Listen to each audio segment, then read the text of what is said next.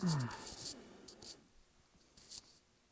up. Oop, there we go. And then we can that down a little bit, I guess.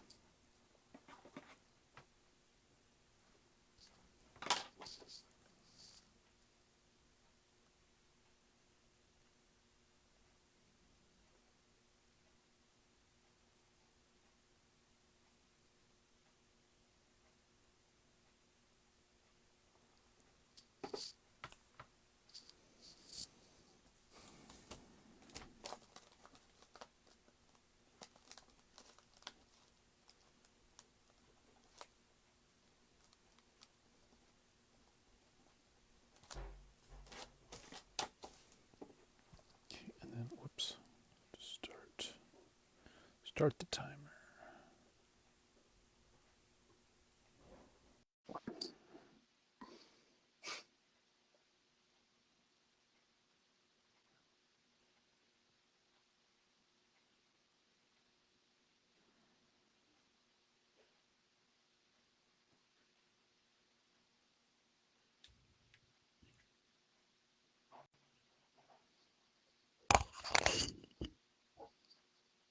Hi, Krow, welcome.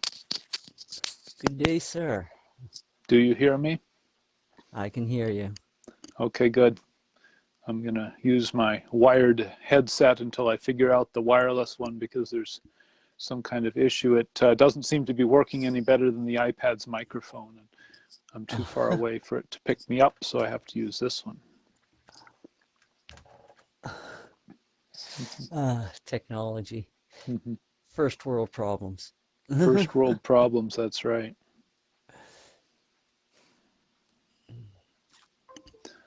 So when you're ready, I can do the prayers this time. It's my turn, I think.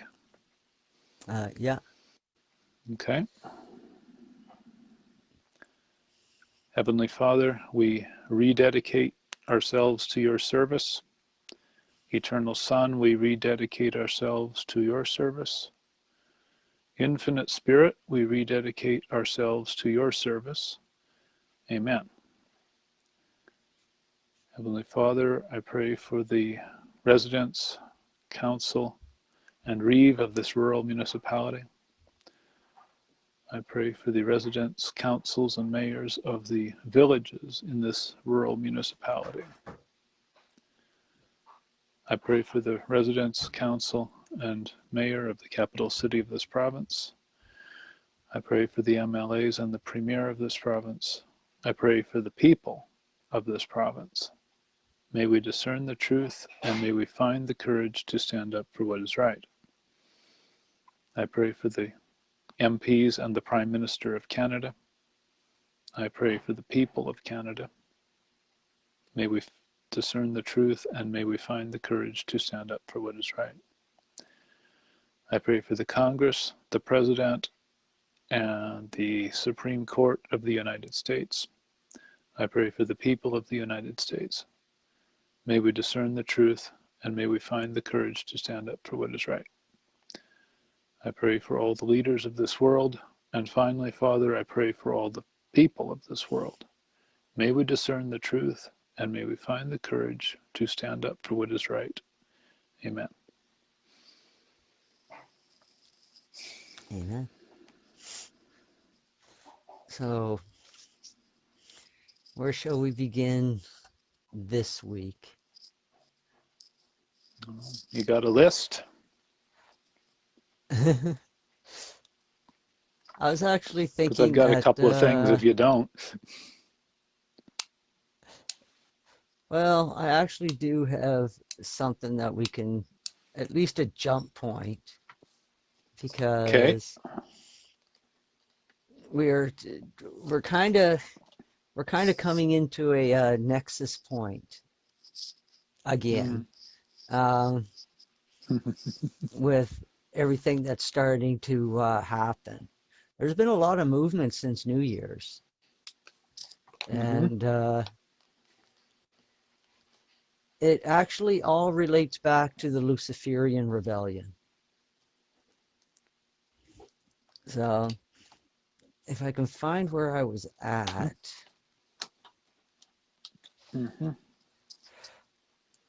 So what's going on right now is almost exactly what was going on about 100 years ago in Russia. I can draw so many comparisons.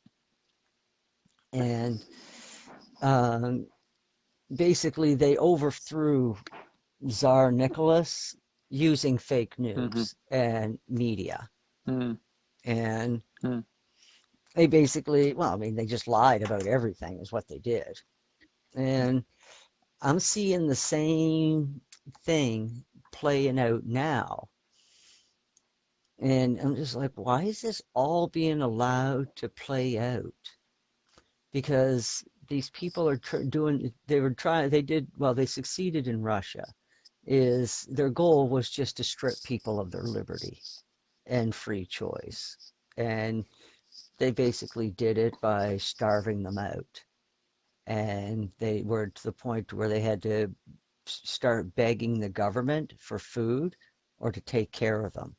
And then, you know, grain was allowed to rot in the bins. And if people try to like get some grain to feed their family, they called it stealing. The person, well, most people would have called it survival. Anyway, they would get shot for just trying to feed their families. It was a messed up time. Part of me thinks they're trying to push it that way now, using the whole unvax, unclean scenario. And so, um, so basically, it's what's going on is the same thing that same reason why the Luciferian rebellion has been allowed to continue as long as it has, is because evil has to play itself out to its inevitable conclusion. And that is what's happening now. People have to wake up and see what is actually going on. And until they do that, this shit's just going to keep going around and around and around.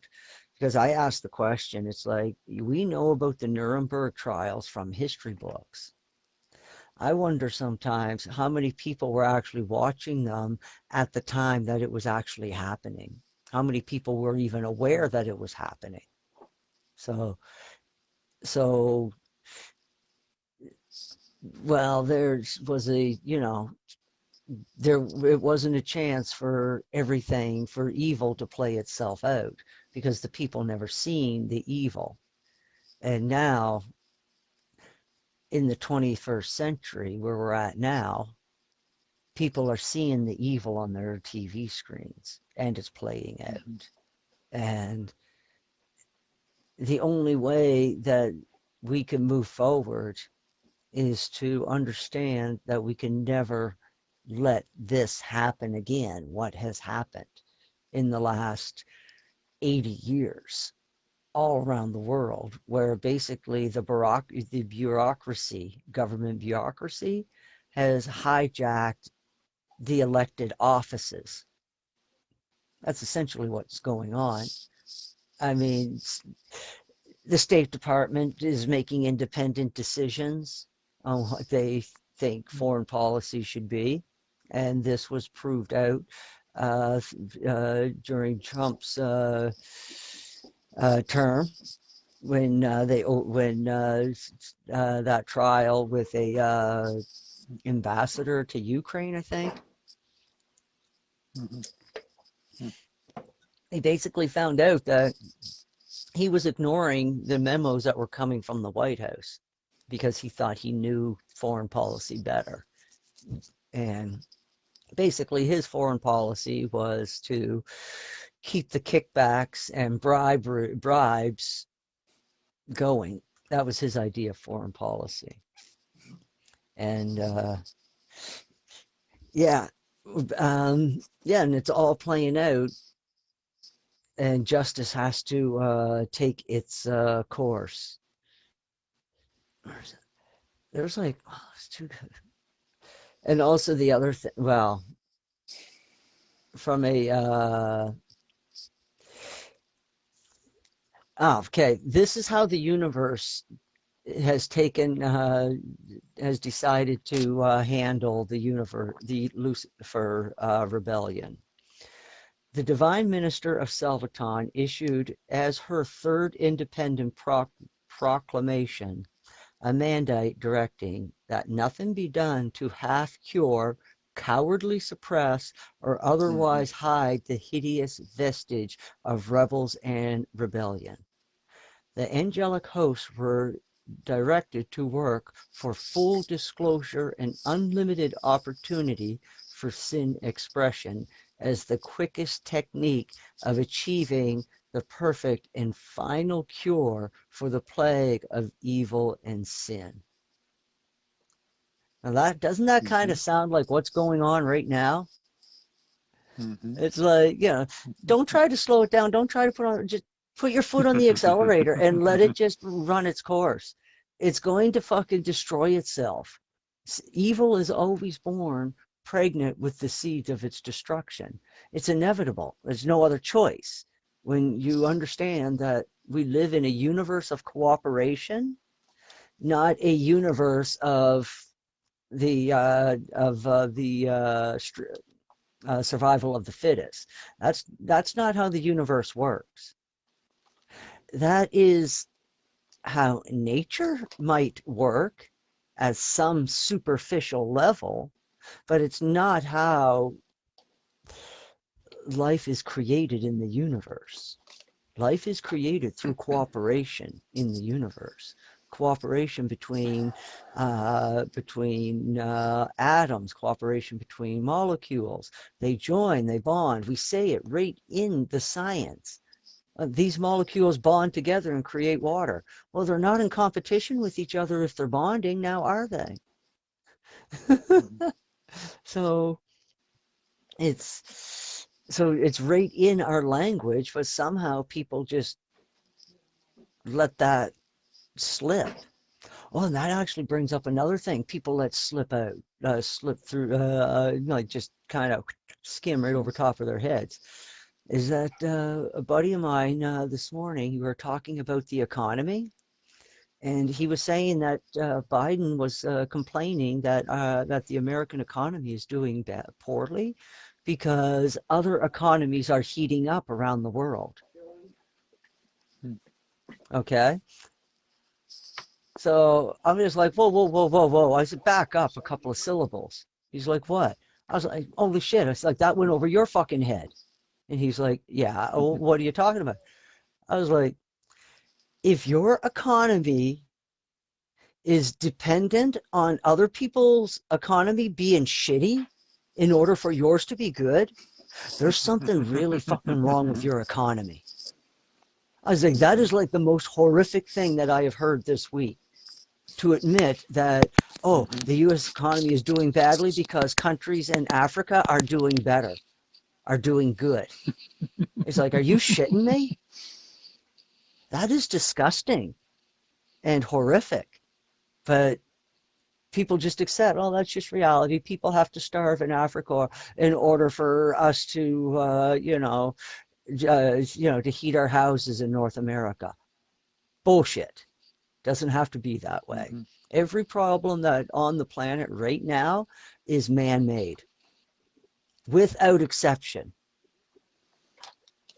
Well, maybe not the typhoon, but like all of our societal problems, it's all man-made, and it's done on purpose because you can't. I mean, as again, my buddy was telling me about this new insulation made from hemp fiber. It's fireproof. It's got like an R factor of like 70, some crazy stupid number like that. And it's just perfect insulation. Can this company get a grant from the government to keep going and producing this insulation? Nope. It's like, where's the government grant? I mean, isn't the carbon tax money that we're getting supposed to go towards these sort of things? I mean, if you're living in a house with an R factor of 70, the heat ain't coming on. I mean, it's staying warm. Mhm. I mean, it'll practically stay warm with just your movement. It's like whatever heat is generated inside that space is going to stay there. Fuck, the compressor off of your refrigerator will probably do quite a bit to heat up a space like that. But yet, the Canadian government doesn't jump on board with something like that. And it's like, and there's like multiple projects that I've seen where they just say one thing and do the exact opposite. That's the definition of evil. Mhm. And this is why I have no, like, you talk to me about like global warming or anything like that and saving the environment. I'm just like, I don't care. It's like, why not? It's like, because you got to first convince me that my government does. And right now, I'm Mhm. not convinced that my government gives a shit. All they're doing is just taking our money, doing God knows what with it, and we're helpless to do anything about it. Because the second you try to say anything back, oh, which this is getting really, this is the shit starting to get real down in the States. Have now declared, the Biden administration has now declared that anybody who disagrees with that regime can be labeled a domestic terrorist.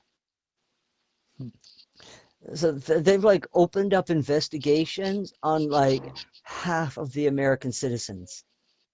Like they've got like the Proud Boy militia group, they got them investigating. Like they're fucking investigating librarians. They actually charged like this fucking 78-year-old grandfather with sedition, retired Navyman. And it's just like, what? I was like, good luck with that. And I no idea. These people must be just stupid. I don't know what the hell they're thinking, but it's like I see this guy's been on the news and he's like, you know, he says, I don't know how they're going to prove that I created sedition. He wasn't like, they say that he walked into the Capitol building, but it's like, no, I didn't. And he's like, I stayed outside. And it's like, well, how are they going to prove that he was actually in the building? So the whole thing is just stupid and falling apart. The only reason he got charged with sedition in the first place is because uh, politicians were leaning on the DOJ to make an arrest on the January 6th riot, well, so-called Mhm. riot. And so part of me thinks that they just pulled a name out of the hat and that name just turned out to be attached to a 78-year-old retired navalman. Mhm. That just wouldn't fucking surprise me. Because these people are on a level of stupidity that is, yeah, it's just fantastic to behold.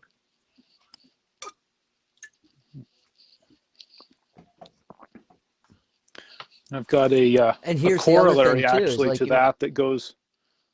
Yeah. Oh no, sorry. Yeah, let me just interject on that briefly. I was talking to a friend, Californian, I think, living in Utah right now.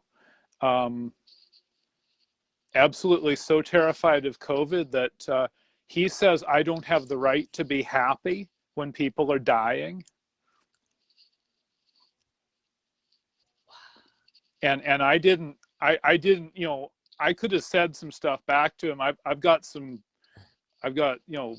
I'll show you sometime some of the stuff I got written up to quote defend myself from some of these people, but I didn't say much back to him because he's taking care of three Siberian Huskies, and I didn't want to upset them. And what was his, he's a decent guy. He was in kind of a, he was in a low spot. I didn't want to, but I'm like, okay, maybe I need to go to school to be an actual counselor or something, because how do I listen to these people and make them feel better, when I want to ram my version of reality down my throat, I guess they have to be, you know, if they're not like attacking anybody or whatever. And it's like, I don't know.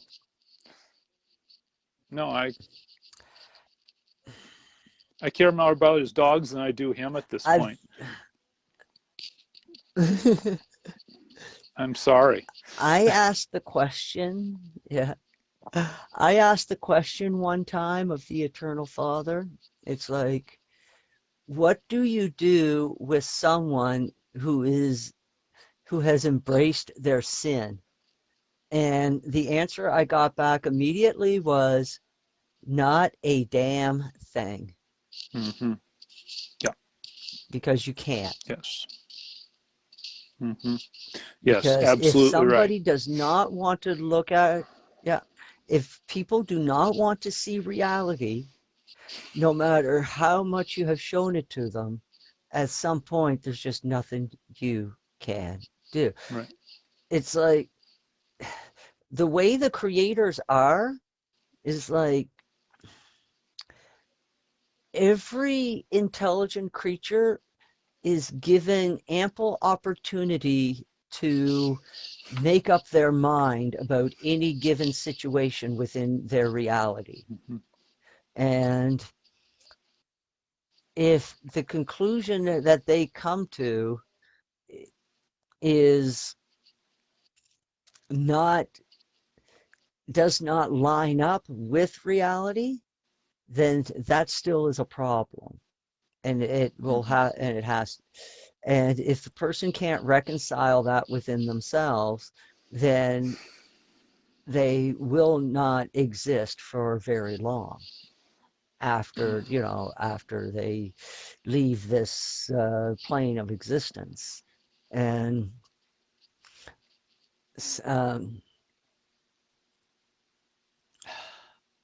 I want to try to explain it in a better way, but it just, I it's, think I have a way. Yeah. It's the situation I told you about with my friend. It's a perfect example of the Hippocratic Oath.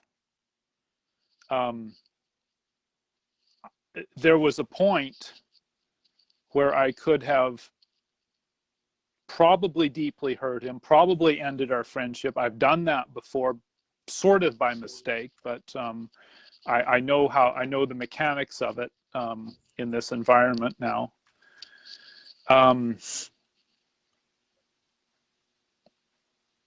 The all I can say is the ego wants to be in the driver's seat so badly that it can blind. It could, you know, I think I have it where I want it, but it's somewhere else. And I saw that playing out within me while I was having this conversation with my friend a few days ago. And looking back to the other conversation I had, I don't know, let's say a year ago, I actually did end a friendship over, you know, I don't know what was going on here. Maybe, I don't know what situation he was in. He was, you know, he's another one of these guys. You know, we were friends. I thought he'd just get over what I said, like he got over everything else I said before. But yeah, no, my literary ammunition was too much for him, I'm afraid. well, He chose to be hurt it's because I just, said words. yeah, people take things personally, and I don't know. I guess that's probably, I see that as just another form of control. That's just to me, when people take things personally, that's just another control mechanism, and I just ignore it because that's what I do. I tend to control any type of society of controls upon my personal liberty. Yeah. And so it's like, no, you can't do that. Yeah. And Yeah, so I saw it was a yeah, lesson. Like, my what can attitude I is learn always, from this? What can I learn from this interaction? I was basically doing the same thing to him that he was wanting to, you know, so it's, you know, what it's a balancing act, I guess. I saw that, yeah, I saw that I was doing exactly the same thing, or wanting to do exactly the same thing. That, I don't know. So it's the lead a horse to water thing. You just have to know when to give up. I guess I thought, okay, well, yeah, there's a learning experience to be had for everybody else. Well, no, me too, in different ways. So, right. Yeah, and it's not about giving up on somebody. It's about preserving your own sanity. Yeah, Is yeah, what it's that's right. about. That's, thank you. Yeah. And some people might, I mean, and the thing is that it is a balancing act. And it's all subjective to you. It all comes down to you. It's like it's like, you know, when you're setting up a math equation, and, you know, an algebraic equation, and you got A plus B equals C, and everybody always asks the same question: what is A, what is B, and what is C?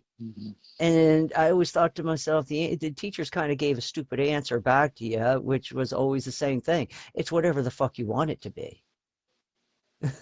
And, you know, until you understand yourself, and just like understanding algebra, you won't be able to solve the other side of the equation until you understand yourself and understand the levels of your own character. Because once you understand yourself and you understand the levels of your own character, you will put a line somewheres to where you're like, okay, I am willing to walk with you this far with your challenges in life, but at some point, if you cannot pick up the ball, I'm out of here. And unfortunately, you've got to pull that ripcord sometimes. I mean, you cannot babysit a person through their whole life. I don't know, maybe that's something people want, but as far as I'm concerned, I'm not here to babysit adults. I'm here to help and to walk with you for a little while, but if you're not picking up the ball on your own, after, you know, after our journey has taken its course, then there's nothing more that I can do. You'll have to move on to the next teacher that might be able to motivate you to pick up the ball and take responsibility for your own life. So. Yep. And I know all these two friends that I alluded to are my teachers, in the sense that I was taking personally that somebody else wasn't picking up what I was laying down, if you want to say that. I only now am becoming not astonished that other people cannot see the reality that I have come to, you know. To me, there's only one set of reality, and there's, you know, I've spent my entire life trying to figure out what it is, and because I think that's the purpose. You know, when everything's tallied, I want to have the highest score, one of the highest scores. And yeah, I've been kind of, and it was one, I'll tell you exactly why I feel this way. There was an incident in grade school. Let's say I was grade 3 or 4 or something. We had a hamster in a fish tank, and we were all taught how to handle it and everything safely. And at one of the breaks, I went and, you know, was looking at the hamster and handling the hamster and so on. There were these two girls from a couple of years younger than me, and they said, "Oh, don't let him handle the hamster, he'll kill it." And they somehow made me not, you know. So I have thereafter resented the fact that anybody, quote, more ignorant than me could somehow exercise any practical authority over me. It could make me do anything.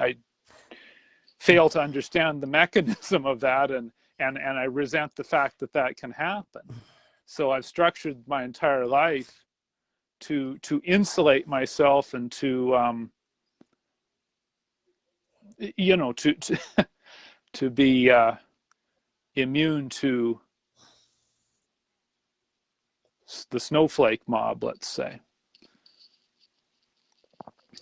Yeah, I As had far as similar. psychoanalysis goes, that's the origin of this complex for me. And I've tried to channel it into a I guess positive, positive thing, both for my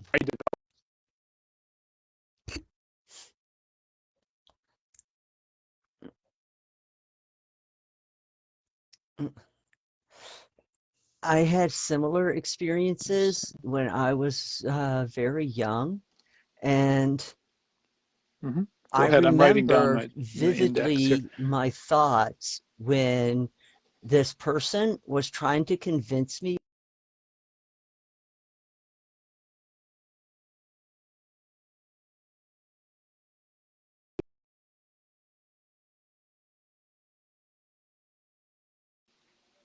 Okay.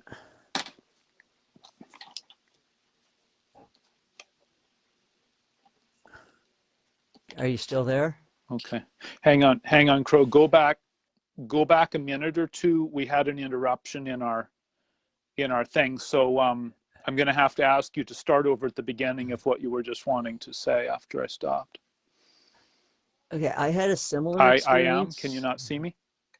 Your Yep. your video is choppy, but it's coming. Your audio Okay. seems fine though. There you are. Can you see me now?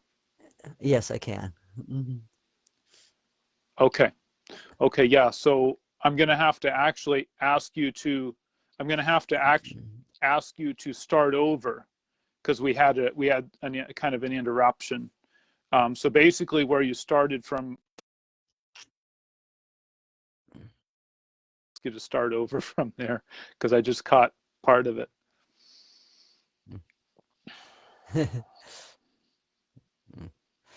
Okay, well, what I was saying is that when I was younger, I had similar experience as to you with the hamster, where this person uh, uh, tried to convince me that I owned, like, they called me like little fawns, okay, because apparently I looked like Henry Winkler when I was a little kid. I don't know. And one guy tried to convince me that I owned a leather jacket at one point. And I'm like 6 years old at this point. And I'm thinking to myself, buddy, I have never owned a leather jacket. And so I would end up arguing with this person that no, that a leather jacket is not in my reality. I mean, my parents also were not the type of people to spring for a leather jacket for a 6 year old. We had a lot of mouths to feed in my house. Leather jackets were not, you know, in the budget. Let's put it that way. So this happened to me multiple times as I was growing up. And everybody always said, no, we remember you had a leather jacket. And I'm like, I never owned a leather jacket. The first leather jacket that I owned is when I was 16 and I bought it myself. So, but before that, I never owned a leather jacket. And so it was like, where are these people coming from that swear that I owned a leather jacket? And there's like stupid shit like that has happened through me through my life. One time, my cousin, who knows me well, she swears that she had a conversation with me on the streets of Hampton. And she said I was so rude, I acted like I didn't even know her. And that's when I looked at her. I was like, it wasn't me. And she was like, yes, it was. I know you. It was you. Sounded like you, looked like you. And I'm just like, I'm sorry, honey, but it fucking wasn't me. And then when I owned apartment buildings, I couldn't even fucking. This one blew my mind. One of my tenants swore to fuck that she bumped into me on the street up in King Square, and she said, why were you so fucking rude? And I was like, it wasn't me, honey. Sorry, it wasn't me. And she was like adamant that it was me. She said, sounded Mhm. like you, looked like you, talked, it was you. And I was like, yeah, no, it's like, I wouldn't be rude to you. It's like, you're my favorite tenants. You pay your rent on time. Your apartment smells good, even though you have cats. It's like, it's like, it was one of the most comfortable apartment. I like sitting in their apartment. It was very comfortable. It was a couple of middle-aged dykes. But they were like the nicest girls ever, like beautiful people, always made me dinner. All because I said I was too skinny. I needed some meat on my bones.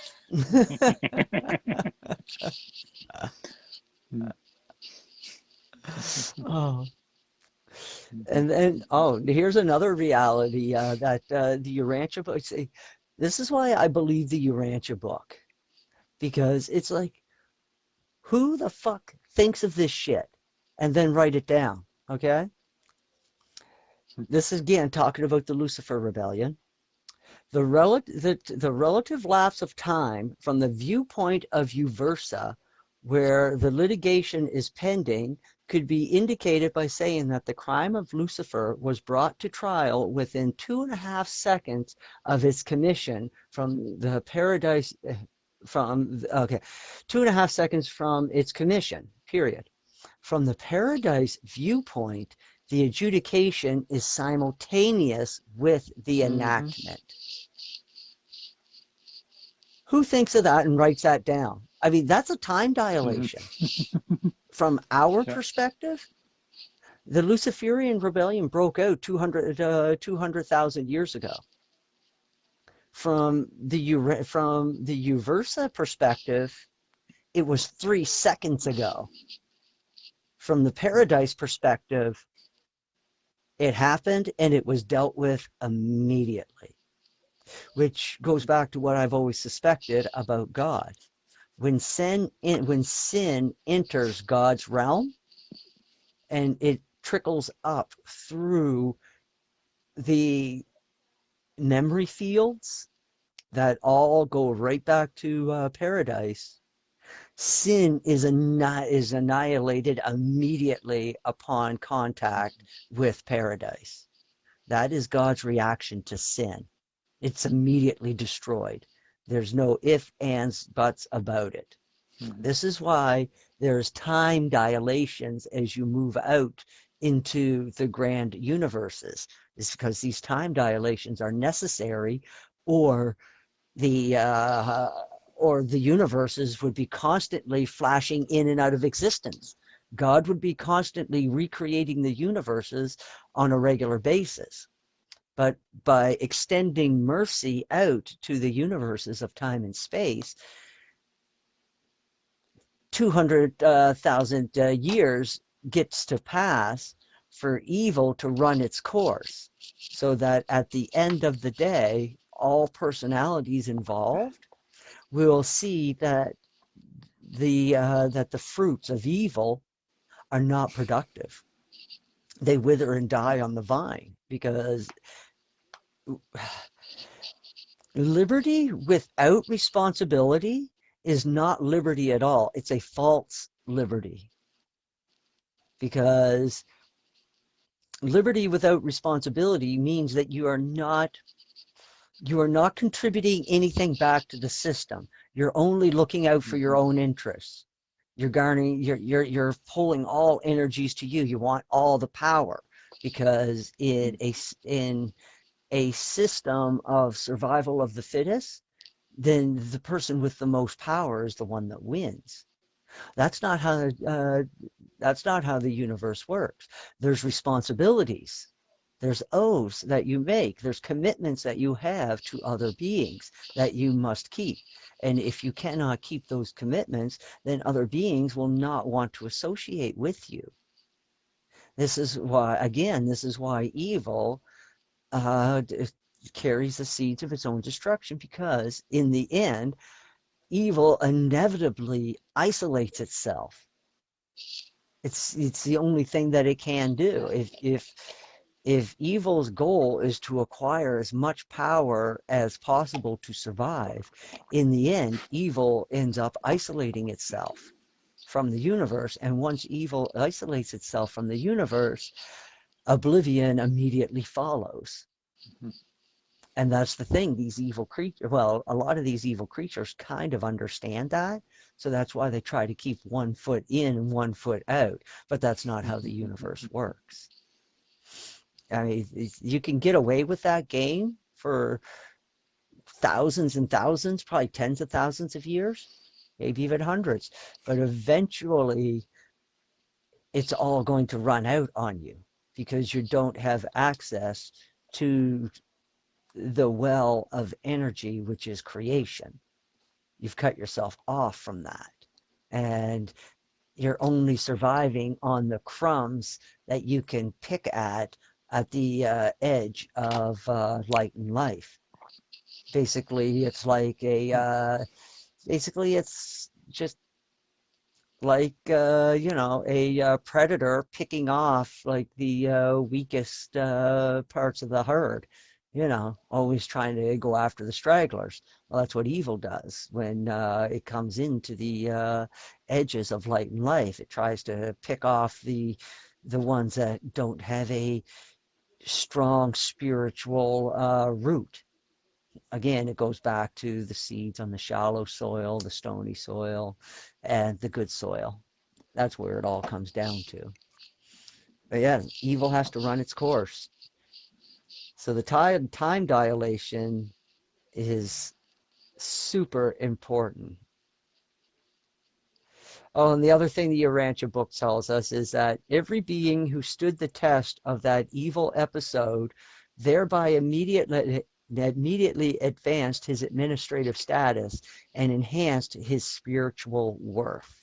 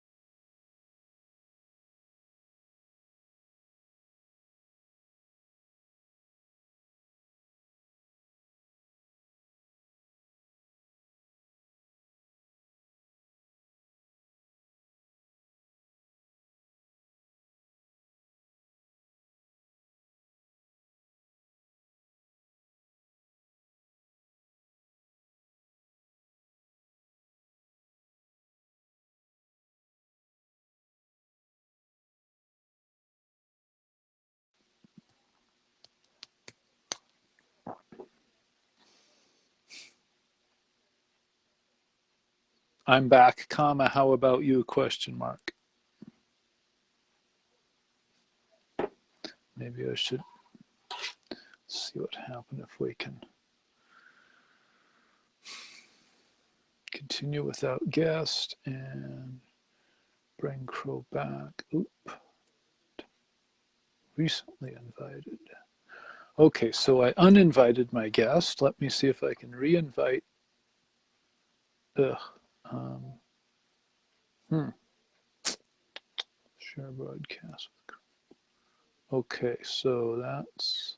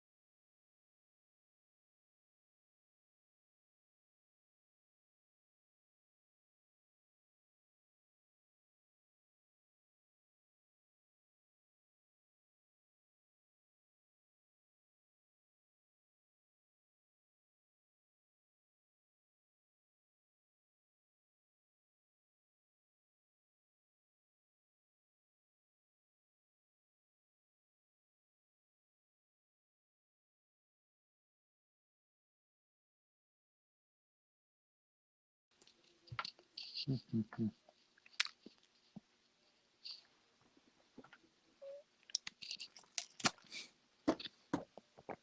Okay, what's my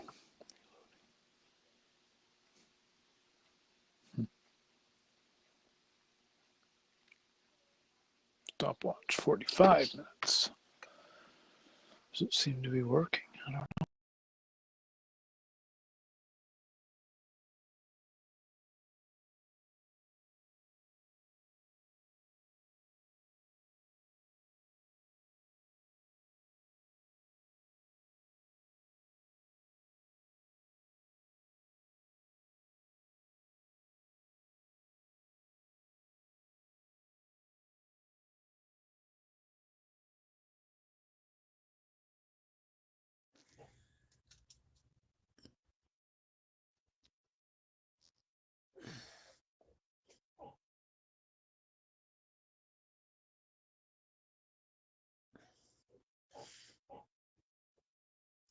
I can hear you, but I don't see you.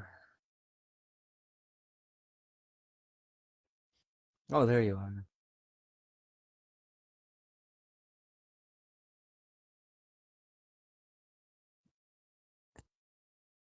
Uh, our overlords know that we're probably going to be going into the censor stuff soon. Yep. So yeah, I It's because found. it's coming up Yeah. on the second hour. I should be flattered that they take such an interest in our show. That'd be hilarious. The only way that could possibly happen is if the whole thing is controlled by artificial intelligence. And if Mm-hmm. that's the case, that is a horrifying thought. Yeah. It's like, yeah, nope, we don't need that kind of it. Actually, I wouldn't mind the thought of an artificial intelligence controlling certain aspects of our society if it was programmed to with a constitution Mm-hmm. and a Bill of Rights and maybe the three laws of robotics. Yes. And then it would be something that you could trust because it would be governed by these three documents or what have you. And it cannot Yeah. violate these protocols and must do everything within its coding to execute those the principles of those documents. Wouldn't that be a fucked up world? Yeah. And to me, that might not be such a bad thing Yeah. because maybe that in the end, that's what we do need, like to organize our planet. It's like, okay, we forecast a dry, by accumulating data, maybe eventually this artificial intelligence would be able to forecast a harvest year and be able to Mm-hmm. say with a certain amount of accuracy that this is going to be a dry summer in this climate. So farmers are advised to grow a crop that doesn't need as much water to grow. And it's like, oh, okay. So that's the crop you grow. And then there might be another year where they're forecasting lots of rain. Okay, you might want to grow a crop that will absorb enormous amounts of water. And so these could be things that could be organized on a worldwide basis. Like when I think of a one world government, that's what I think of. I don't think of a government that is interfering with our everyday lives. I'm thinking of a government or an administrative body that is organizing resources around the planet and monitoring environmental activities so that, for the betterment of the people and constantly, Yes. you know, getting countries to work together to, well, quite frankly, to get us off this rock because Mm-hmm. we aren't supposed to stay here. There's a whole galaxy out there for us. This is our galaxy. Like when every galaxy, a seed planet is created in every galaxy. This is our galaxy. We are the seed planet for this galaxy. If we don't get off this rock, then this galaxy cannot be populated. It's the only way to move the universe into light and life. It's not about moving a world to light and life. It's about moving a galaxy. And then multiple galaxies come into light and life, and they all join together, and then the whole universe comes into light and life. Does this make sense to people? But yeah, so this is our galaxy, and we are meant to move out through it. The solar system is set up in such a way, or at least it was before Lucifer and his ilk. Basically, what they did is they tried to short circuit evolution, and you can't do that. They thought that they were smarter than God. And on top of that, what they thought they knew about God, they knew, they had knowledge about God, but they had no understanding of the Father. Let's put it that way. They knew all about God, all the stuff that I've talked about, some of the horrific the natures of God, and and how matter is consumed by God, and there's a constant cycle of destruction and creation. And Lucifer seen all of this, and he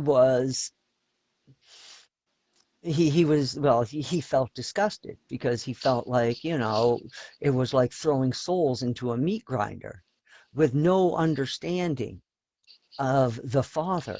Because once you start looking at this stuff from the Father's perspective, it's the most loving and caring way to bring creatures from an evolutionary beginning up to the gates of paradise. I mean, you can't just hand the keys to the kid without the keys to the car to a teenager without some training behind the wheel first. Are you kidding? It's like, what stupid parent would ever give their kid the keys to the car without training? You just wouldn't do it. Well, that's what God the Father is doing with us. This is training that is necessary to get to the gates of paradise, where we have all been invited to come. And Lucifer didn't understand that. He felt like, these souls should just have an automatic pass to eternity, which makes it seem like he was being benevolent, which is why he was able to convince so many angels that his way was the better way, which it wasn't. And so this is why evil has to play out, to show that no, evil is not the better way.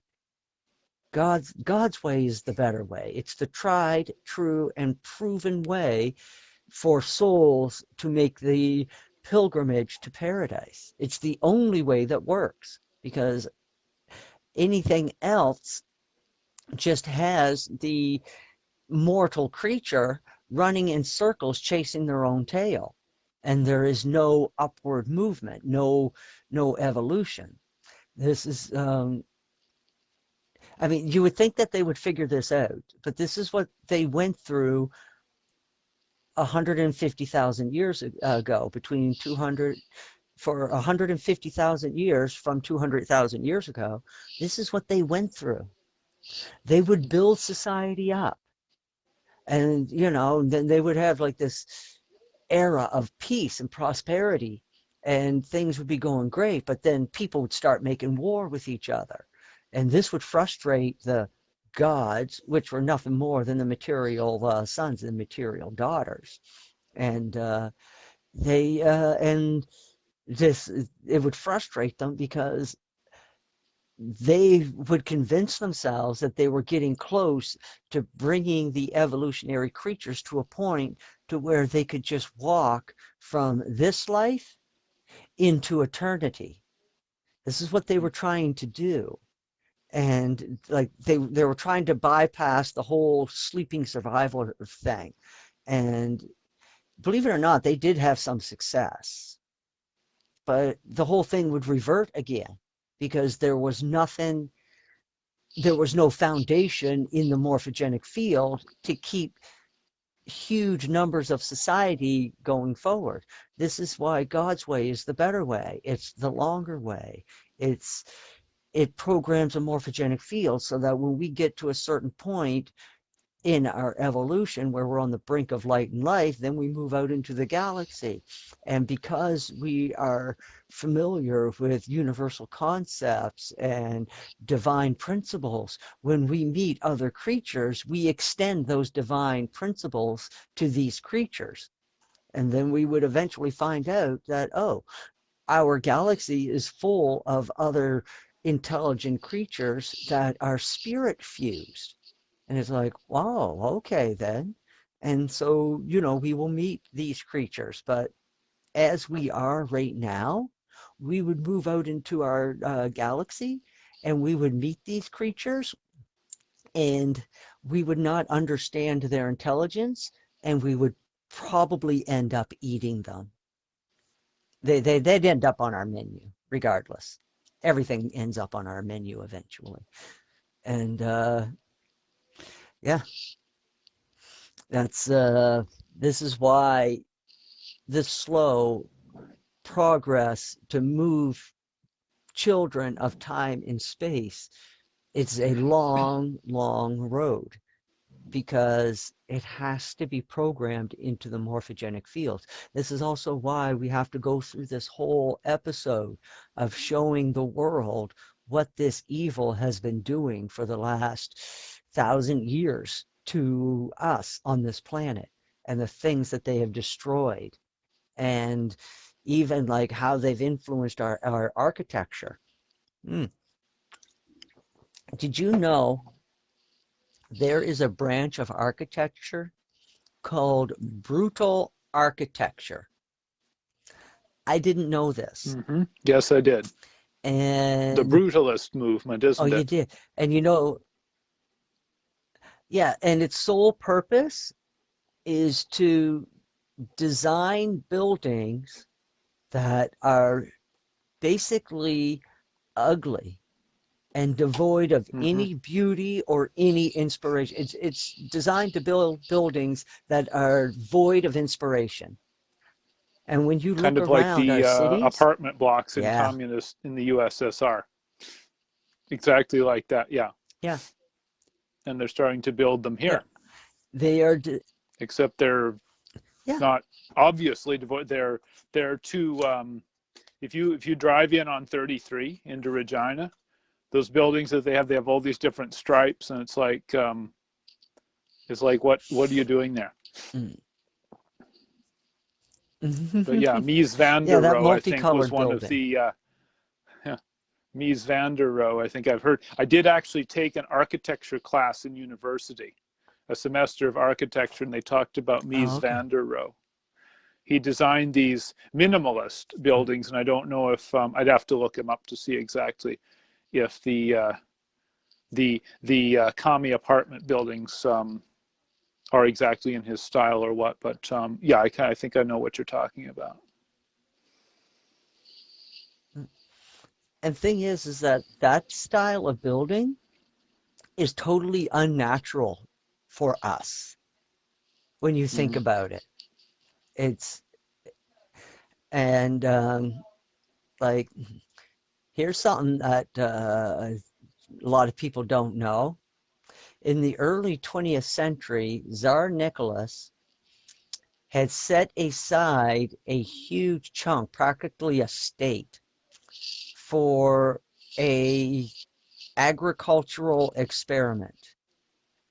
And these people lived in this area, and it was to experiment with different like economies and growing, and it was basically sour land that had to be tamed. And these were where all these experiments were taking place. And these people that lived in this area enjoyed a certain amount of protection from Tsar Nicholas.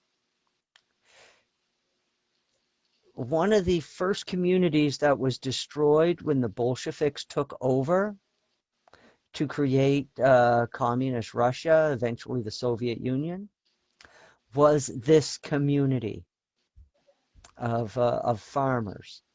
And they were called the Mennonites. And there were millions of them by the time the Bolsheviks took over.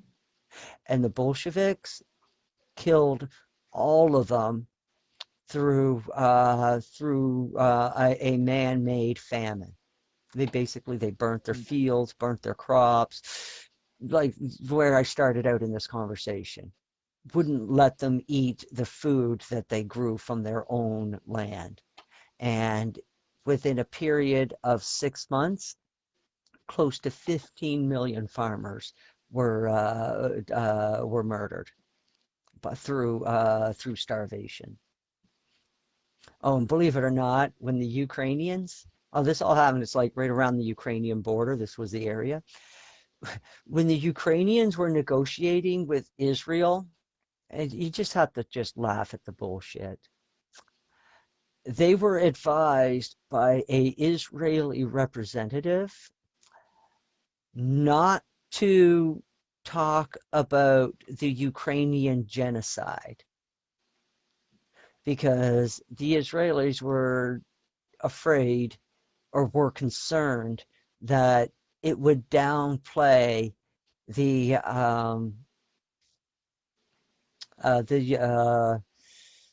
Holocaust.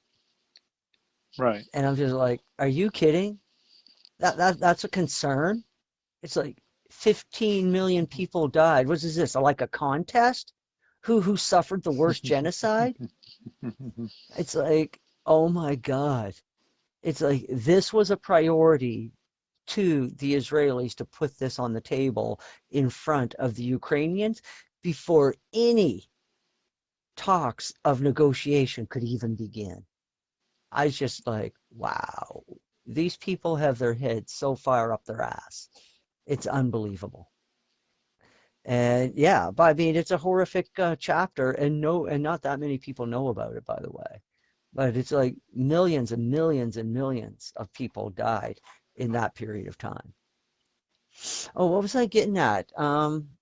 Every being who stood the test of that evil episode thereby immediately advanced his administrative status and enhanced his spiritual worth. Yes, where I was hitting with this is that I was shown a vision where I was shown that every soul on Urantia that has like just a flick of spiritual potential automatically advances to the first mansion world, regardless of belief or status, because of the Luciferian rebellion and what it has done to this planet. It's Michael's mercy for not taking and putting his son over his lap and giving him a spanking right away. This is Michael's mercy because evil has been allowed to run rampant so that it runs its course. But if evil is given mercy to run its course, then we have to be given mercy to advance to the first mansion world, and then given the choice of spiritual suicide. And every creature is given from Urantia will be given the choice to move on to the next mansion worlds or to choose spiritual suicide. I was like, whoa, what? So we are left to judge ourselves, is what Michael has done.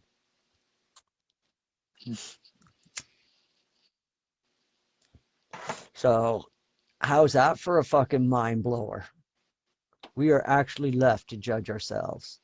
And our time in the mansion world, we will learn universal truths and universal wisdom.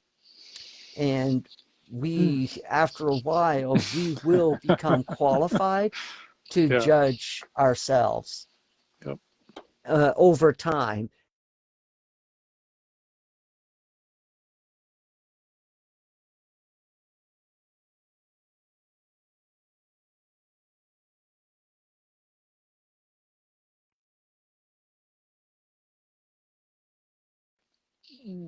Live 105, watching. Are we on? Are we on? Let me load it back on here and see what we've got. It says we're live. Turn off video. Are we on? Let me load it. I'm on. Here and see what we've got. All right, let me see if I can re-invite Krow. No, Krow's gonna have to re-request. Krow's gonna have to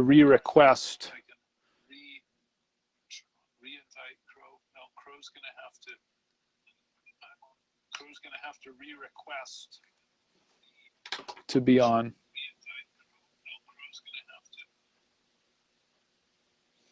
Krow, you will have to re-request to be on, comma, I cannot re-invite you for some reason.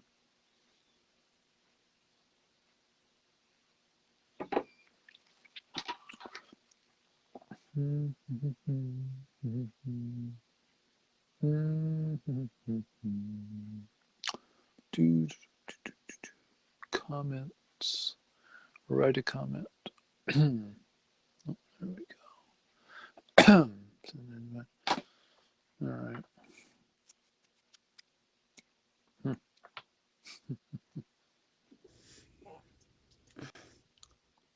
Okay. I'm trying to figure out if I'm running a stopwatch to see kind of, so I can write down what times various we talk about various subjects, but I don't know if it's going to be one-to-one or not, because when it has the technical difficulties, it says the video is paused. So I don't know. You there? So, yeah, I'm here. I hear you. Oh, okay. There we go. So yeah, I've got. So where we left off is that when we get to the mansion world and we get educated in universal truths and universal ideas, we will be put in a position to where we can judge ourselves and understand what has happened. I imagine for like a lot of people, it's going to be very difficult for them. But then there'll be people, well, like me, that just, my attitude has always been, I made the best decisions I could with the information that I was presented with at that time. Mm-hmm. If new information surfaces and I have a chance to reevaluate the information, I might make a different decision based on the new information that I have received. But until that new information manifests itself in my reality, I am left making decisions based on what I have available, period. So I don't see any reason to feel guilty about making hard decisions on limited information that may have turned out to be a mistake.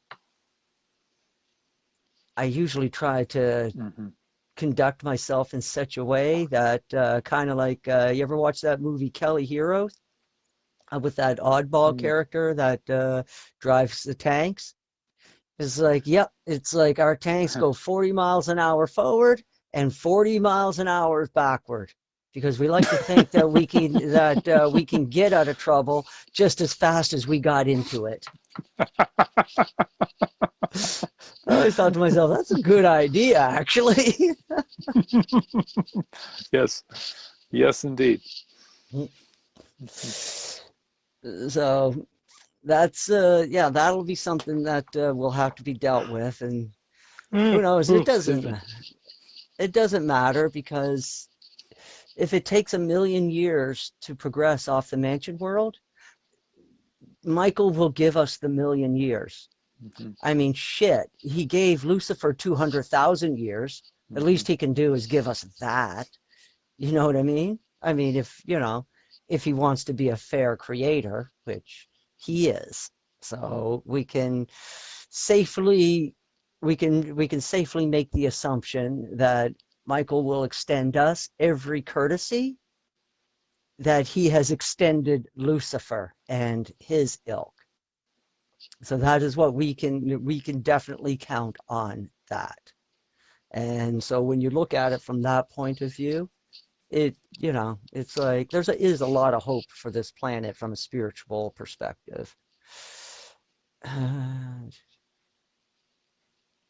The Urantia book advises us that, yeah, you do to realize that the creators of the universes, they probably see things a lot further down the road than we do. Mm-hmm. Again, like that, people need to pick up this Urantia book and just start reading bits and pieces of it. I mean, the shit that's in here, it'll just blow your mind. I mean, even if you're not like, you have never read the Bible, you read this shit and you're just like, who the hell wrote this?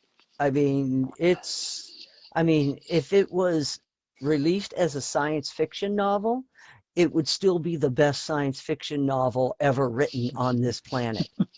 Hands down. It's just like the shit that's in here, what it talks about in the universe, how it's all connected and everything like that. You just look at it and you're just like, well, yeah, that makes fucking sense.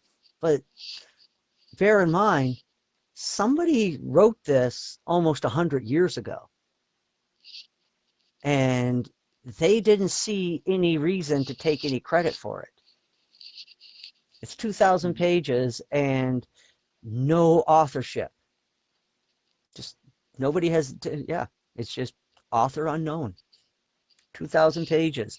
And it's all like, you can tell it's not the same writer all the time because of the way that the different personalities talk and the words that they use and the syntaxing that they use. It's like, so you can just tell that it's a different being every time. So, what I think it's like the Urantia book lists like 12 different beings that wrote multiple papers. Yes. Yeah, some Yeah, it beings lists in the only front wrote. of it what being was, what being, what do they call it? Commissioned or something. They I forget the term they use, but they were the sponsor of The sponsor. That's how they various word it. papers, and Yes. there were Yeah. yeah. Yeah. No, you're right. That's how they worded it. Is they worded as being the sponsor of this document, which is kind of a funny way to word it. You know what I mean? And I'm just kind of looking for the page that lists the different beings. Yeah, it's Yeah, it doesn't show the list at the there is at the beginning. very front of it in the it doesn't, yeah, no, it doesn't list all the beings in the beginning, but it lists the papers and who sponsored them, either in the first segment or the more detailed segment. Oh, no, it's in the Is first where I segment. would Here go it to. is. I should have, yeah. No, here it is. I found it. It's like, so just starting at like book 1, okay? Divine Counselor. Divine Counselor wrote 1, 2, 3, 4, 5, 6, 7, 8, 9, 10, 11, 12. 12 papers, just the first 12 papers the Divine Counselor wrote. And then, or sorry, the first 10 papers. And then after that, the profector of a profector of wisdom. and he wrote 4 papers. And then we have Universal Censor, wrote 2 papers. Divine Counselor wrote 3 more papers. Perfecter of Wisdom, 2 more papers. And then we have Mighty Messenger, 1 high in authority. Actually, 1 high in authority, I read his papers. He actually makes me laugh because of the language that he uses. And I'll tell you, like, you read his paper, yeah, he's talking like one who is high in authority. Like, when he doesn't talk in an assumptive way, he talks in an absolute way. It's like, and at the end of it, he's like, I've been to paradise a few times. I know what the hell's going on. But he worded it better than that. He was like, I've been to paradise a few times. Yeah. I am one that knows. I mean, but I looked at it and I kind of laughed because it was just kind of a snarky way to say, you need to sit down, shut the fuck up, because you know what? I've been places that you haven't been, and I've seen shit you haven't seen. Kind of talks like, a grampy would to a young startup. It's like, yeah, you need to sit down and listen. And so, yeah, he makes me laugh. And the Mighty Messengers, they've got a sense of humor too. They've said a few things where I've just been like, yeah, that's funny. And just because of the way they just kind of look at things. And most Urantians will probably end up being Mighty Messengers because we went through evil, and we are the best ones to explain what the end result of evil is. Because, I mean, we would just end up on another planet talking with other intelligent beings that are going through a spiritual struggle and just be like, hey, you know what? Let me tell you a story or two. And then you can let me know, if this fits your struggle. I mean, the horrific stories that we will have, even just like our normal childhood stories that we have from kids that were raised in the 20th century, would be absolutely horrific to divine creatures out in the universe. They would gasp because to leave children alone, give them a key to the house, let them walk home. I mean, parents only spending a few hours a day with their children. This would blow their fucking mind, because they. I recall an agricultural parallel. There's this meme that came up in the farmers group on Facebook, and it's a young farmer it's like a year or two ago, he's complaining about how dry the year was or whatever, and the older guy says, and I think you've lived here long enough to have heard about this, but the older guy says, you think this year was dry? Let's talk about 1988.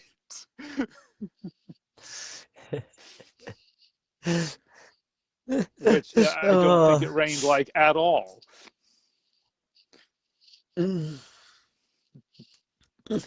yeah, no, sorry, I just had to say that because yeah. That's like the old stories, walking to school in 10 feet of snow. Uphill both ways. Yes. Yeah. And I don't know. I was probably one of the few kids. The idea of being uphill both ways. Yeah. There's one hill on the way to, from our place in Oklahoma to the next town north. And I drove, you drive up the hill to get there, and then you're driving back, and then it's like you're driving up the hill again. To the middle of this part of the road is on top of a hill, but it's the way the whole roads are laid out when you're doing that segment of the trip. It's like how am I driving uphill both ways to and from this town? But yeah. Uphill both ways in the snow. Yeah. Oh, yeah, the old stories, but that will pretty Mhm. much that'll pretty much be most Urantians going forward, Mhm. and it'll be the same. Like it's all happening because we're all cooperating because we all agree on one thing. This is again why the universe is a cooperative universe. We all agree in Michael's plan to bring the universe of Nebadon into light and life. That's the Mhm. basis of our agreement. And the only other thing is to become like Michael. And by becoming like Michael, we follow his plan to bring it into light and life. And that is what the whole idea of the whole universe. And how long this is going to take, who knows? Maybe another 4, 6, 8, 10, 20 billion years. It doesn't matter how long it takes. Michael knows this. God the Father knows this. It doesn't matter how long it takes. The reason why it doesn't matter how long it takes is anybody that has invented something in their lifetime or even built anything in their life understands that whatever project you are taking on in the wood shop or in the mechanic shop, guess what? It's already completed in here. When you really think Mhm. about it, especially in the wood shop, you already got the table built. Mhm. It's in here. It's already built. All you're doing is moving through time and actualizing that table through your actions on the table saw, with the drill press, with nails, with screws. That's all you're doing. God has already done the same thing with the universe.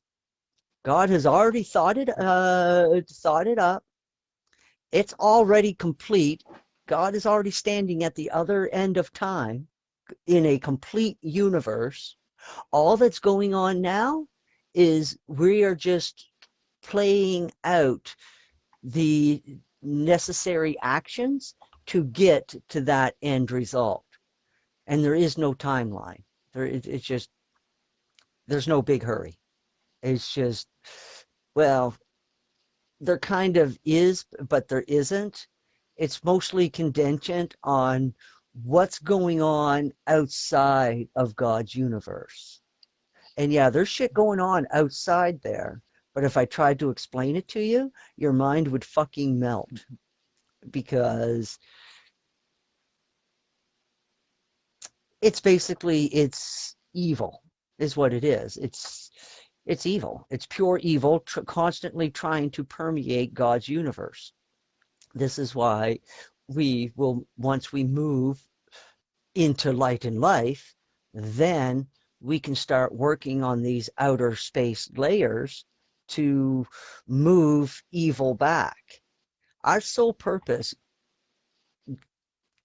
going through the Father's universe, in the end, when we become Thinilators, we're God. In the end, our purpose will be to deal with the evil that is constantly trying to permeate this universe and steal away that which is not that which it does not belong. And so this is already completed. God already has seen the completion of it. It's on at the other end of time. It's already done. It's like that Star Trek. Whenever I think about how God works in time, I keep thinking about that Star Trek episode where it's bigger in the past than it is, and it's smaller in the Mhm. future. I think it was the last episode. Yeah, it's like it's bigger in the past. Well, it's sort of how God works. It's like it's not just growing from one point; it's growing out from all points at once. It's because God has manifested it all at once in his mind. It's like Again, it comes back to inventing. When you get an idea in your head about something that you want to build, it is completely manifested in your mind. It's complete in your mind. It's like, boom, you see the table in your mind. The next thing that you do is you deconstruct it and you start thinking about how you're going to build it, and then you manifest it in the workshop. Because it's already, like I said, it starts out complete in your mind. That's how God started the universe. The universe started out complete in God's mind. We're just going through the actions of manifesting it. Technically, and this is why I keep thinking of that Star Trek episode, because while we are moving forward in time, technically, from God's perspective, we are actually moving backwards in time. Because God has already manifested the universe complete. We are at this other end of time moving towards that completeness. So from God's perspective, we're almost moving backwards, but yet we're still moving forward at the same time. It's a hypercube problem, is what it is. And it just constantly just churning in on itself. I don't know how to make it make sense, but that's what it feels like to me, is that it's just, yeah. So yeah, the universe is complete. And at the end of it, we have a direct role to play somewheres in the future of expanding God's universe out further and even out further. But in the meantime, between now and then, the Finilator's job is to encourage worlds into light and life. And I say encourage because the Finilators are like God. Free will is absolute. They're not going to interfere with it. And that's another reason why the creators don't interfere with evil. Free will is absolute, even when you make shitty decisions. The only thing that pisses me off about people is that when they make shitty decisions, they want to blame some other entity for it, like the devil made me do it or something like that. No. I'm sorry, but there is no devil making you do anything. There is no demon on your shoulder. There are no dark entities forcing you to do shit. Every bad decision that you've ever made in your life, I'm sorry, but that shit's on you. And when you stand in front of your creator and you start spouting off your bullshit excuses, the creator is going to shake his head and say, I'm sorry, but no, all that shit's on you. Now you've got to make a decision. You're either going to forgive yourself for your dumb decisions and start moving on a correct path, or you can wallow in your self-pity and commit spiritual suicide. The choice is yours. Shit, that's what Q keeps telling us. The choice to know is yours. Again, it's all free will. God will not interfere with our free will, even if our free will means that we will destroy ourselves. That's just as simple as it is. Because the second God interferes with our free will is the second the universe will implode in upon itself. Because God's original plan for his universe is free will. And for God to take back something that he has given and is built into the foundation of his universe would collapse immediately. And God ain't going to do that because, well, he's put a lot of effort into this universe so far. So, why would you want to see something wrecked that you put a lot of effort in? I mean,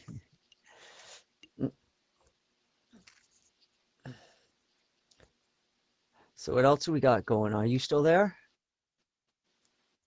Yep, I'm still here. Can you see me? Oh, okay. Yeah, I can see. I think your Let's picture see. froze We're up for a on second. Yep. Oh, yeah. We're at 1 minute 30, but there's or at 1 hour 30. There's one thing that came up on Apple News yesterday, I think, and I just wanted to well, two things. Or is it Sunday, Thursday, no, Thursday. Anyway, so yeah, Bob Saget, comedian, Full House, died. Alexa McDonough, former NDP leader, has died. And the one I wanted you to confirm for me or comment on was Queen Elizabeth strips Prince Andrew of military roles and royal patronages among sexual assault lawsuit. So apparently he's being brought up on charges and the Queen is punishing him. Now that it's become public knowledge that he is charged with something like this. Is my take on it. Holy fuck. That one slid past my radar, but that right there, people, if you don't understand, that is a holy shit moment right there. I mean, the Queen just stripped him of his titles. Holy fuck. That's like that is damage control on a scale I have never seen. I have never seen damage control on a scale like that. Wow. And you know what? And let me just confirm. Royal, was it strips royal patron for Americans who don't know, royal patronage is that what it's talking about? Is stripping his titles? Royal patronages? His titles, his just so I know. Yeah, his titles and his welfare check. Yeah. Yeah, no, he lost his welfare check too. Yeah, that's gone. Yeah, patronage is fucking. He's lost his welfare check. He's lost his houses. He's lost his land holdings. You see, I know why they did that. Because of what Trump did. What did he introduce as an executive order? Anybody caught committing crimes against humanity will have their land becomes the property of the U.S. government. All their property becomes property of the U.S. government. It's all seized by the U.S. government, essentially, and then it's redistributed back to the people. So what they're doing is that they're stripping him of his patronage so that if he is like found guilty, he doesn't own anything. So there's nothing that can be stripped away from him. This is, like I said, this is fucking damage control on a fucking scale I have never seen. I mean, it might even get to the point where he might not even be allowed to even stay on any properties that the royal family pay to maintain.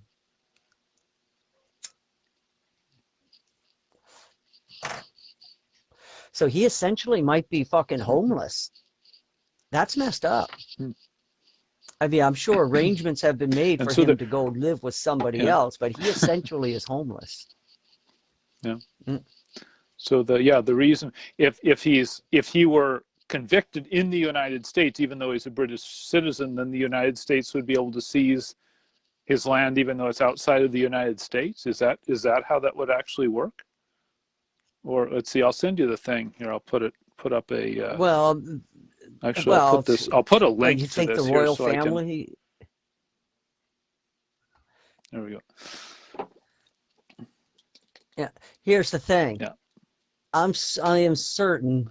I can say with certainty that the royal family probably has multiple holdings in the United States. And no doubt that Prince Andrew probably held a lot of those holdings. And so they're not going to risk their American holdings. So that's why he has been stripped. Christ only knows how much money that guy had under his name. It could be hundreds of millions, if not billions of dollars. And it's like, no fucking way are they going to take the chance that that dumb fuck is going to get convicted and fucking and have the government seize all fucking land titles. So Thanks, yeah, Andrew. And that's what let they're me just doing. double It's a check. yeah. Member of the third. Okay, yeah. The third child and second son. Yeah, Elizabeth is his mother. He's the son of Queen Elizabeth, a son of Queen Elizabeth. Yep. After Charles, yeah. So it's the second son after Charles. So yeah, this is the level of thing we're looking at here, folks.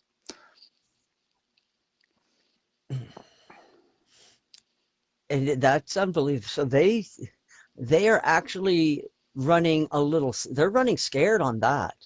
I mean that tells you right there that they have zero confidence that that he's going to get through this.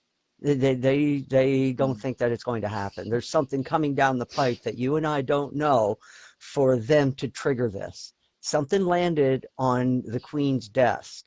I mean, that's if she's still alive and still making decisions. That's a big fucking question mark too. And so this could be just another part of the show that is being put on in front of us.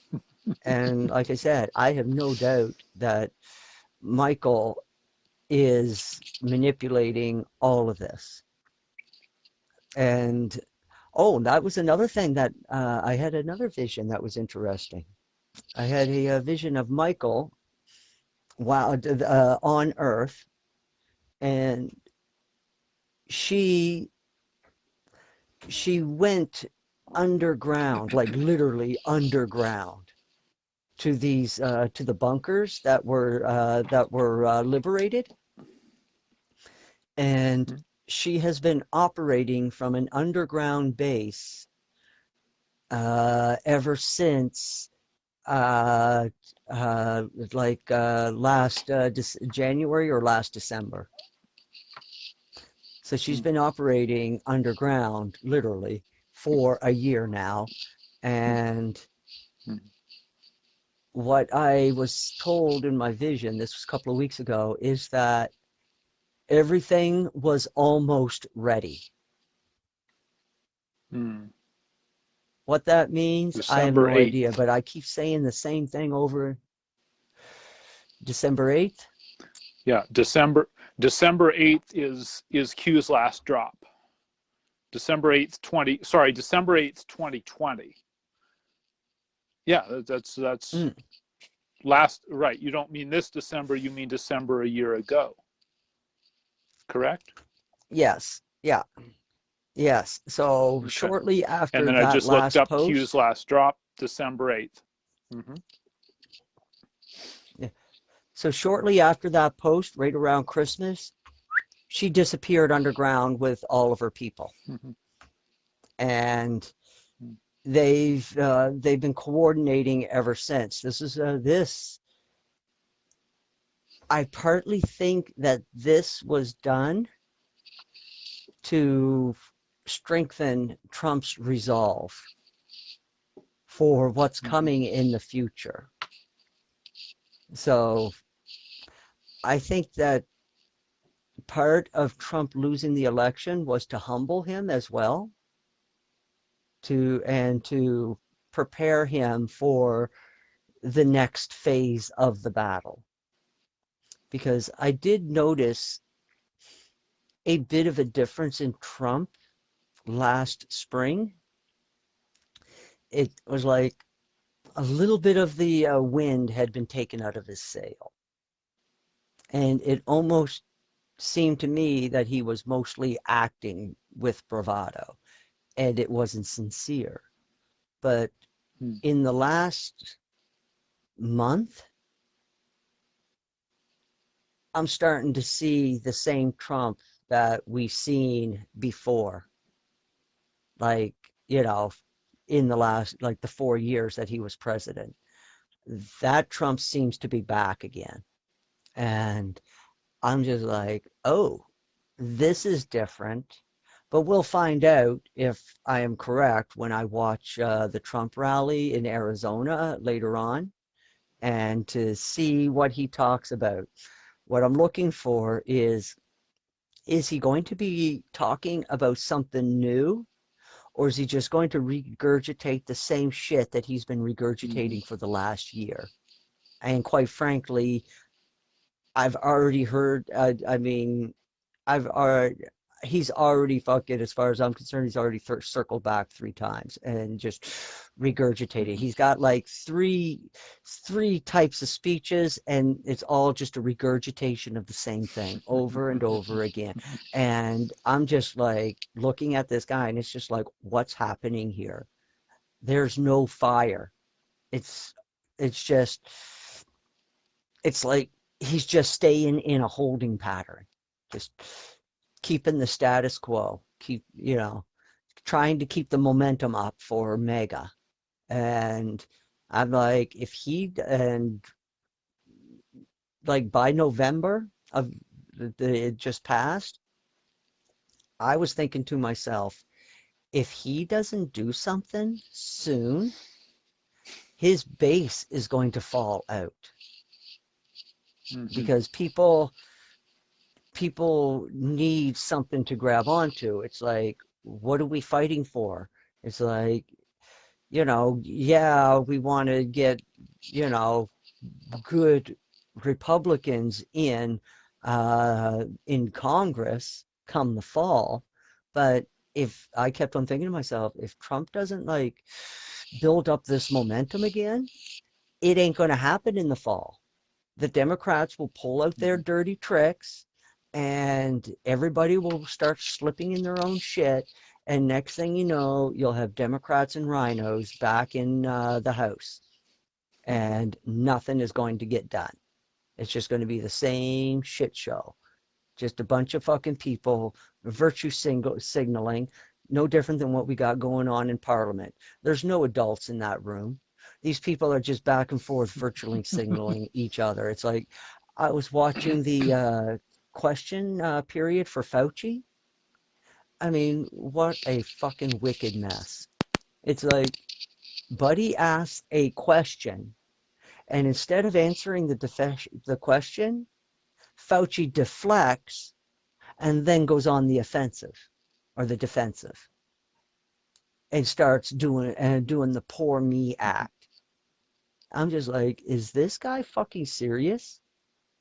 And then like and some of the shit that's coming out of his mouth, I'm just like, wow, this guy is like a bureaucrat right to his bone.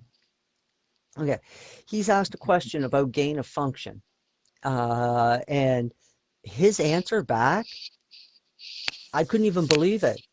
Oh, we're following the protocols as defined, as gain of function is defined by the NIH. It's like, you bureaucratic piece of shit. NIH recently changed their definition of what gain of function means, and they changed the definition to meet whatever fucking goal that they were looking to do.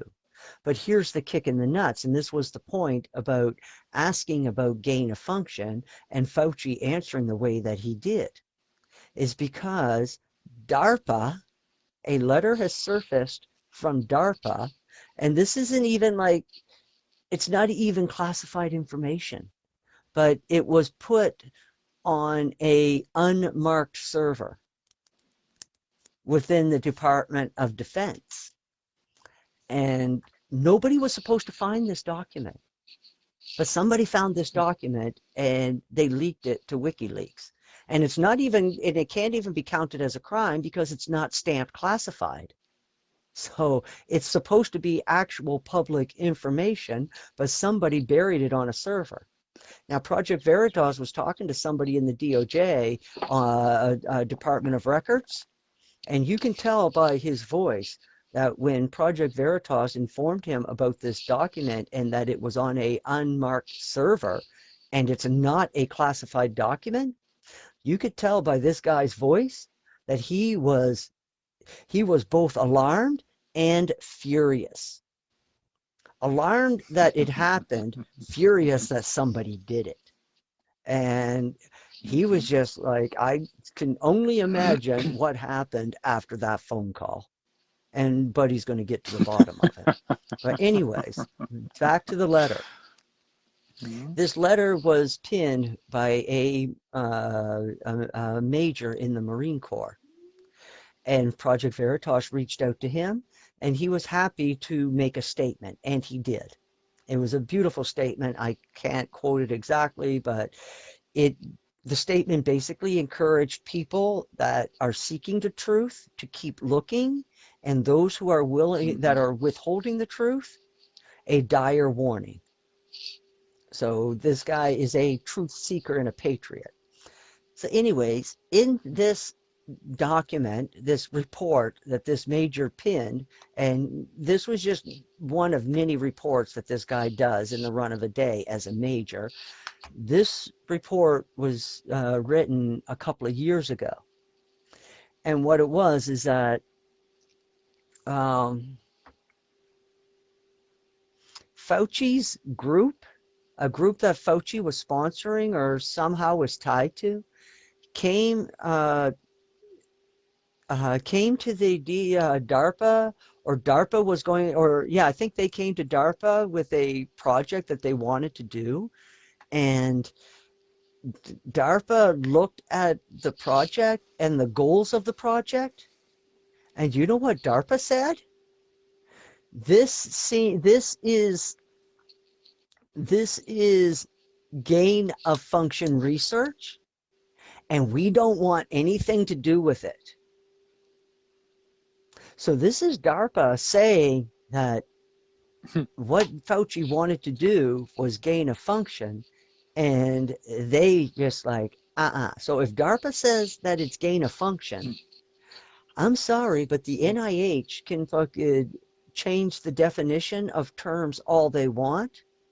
In the end, you've got the most secretive government agency that, quite frankly, has shown little restraint when it comes to experimental weapons. And they backed away from that research that took place at Wuhan. And we're supposed to believe Fauci? It's like, buddy, even DARPA didn't want to get their hands dirty with your bullshit. That is saying a lot. So I was just like, you remember wow. There's a World War II parallel. You remember maybe that the Nazis in World War II developed a chemical weapon called chlorine trifluoride, and they did a few experiments with it, and they decided that it was too dangerous. The Nazis decided that this chemical weapon was too dangerous to use in war. That's what that's the parallel I'm drawing from what you said. DARPA turned this stuff down. And I'm like, okay, yeah, no, the Nazis turned down the chlorine trifluoride. Yeah. My mind instantly went there. No, because it's, and that's true. It's about the same thing. But here's the kick in the nuts and the truth of it. World War II may not have started for the reasons that we think they started. New evidence is coming out that is changing that narrative, and it's gotten even me scratching my head. Okay, here's the narrative that's bubbling to the surface. Okay, we have been told that World War II was started when Hitler and his brown jackets did a false flag event at the Polish border to justify them invading Poland. Okay? I've heard this story in history many, many times.